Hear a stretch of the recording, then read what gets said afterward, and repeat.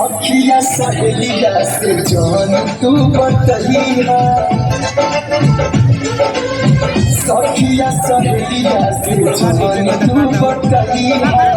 पनिया भरे के बहाने चलिए राधा पनिया भरे के बहाने चलिए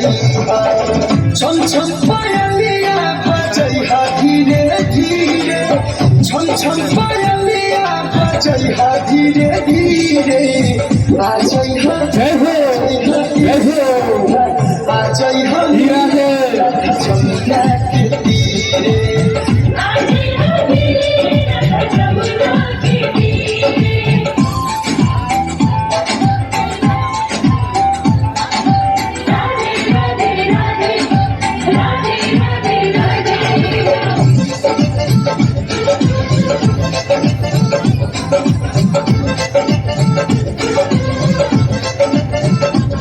हमारा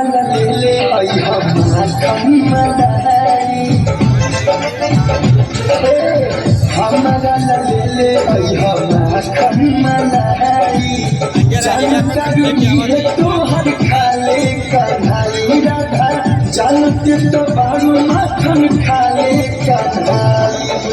देखी हम टकिया चली सिकहर से गिरे देखी हम टकिया चली सिकहर से गिरे जय हो जय हो जय हो जय हो जय हो मिले राधा जमुना के तीरे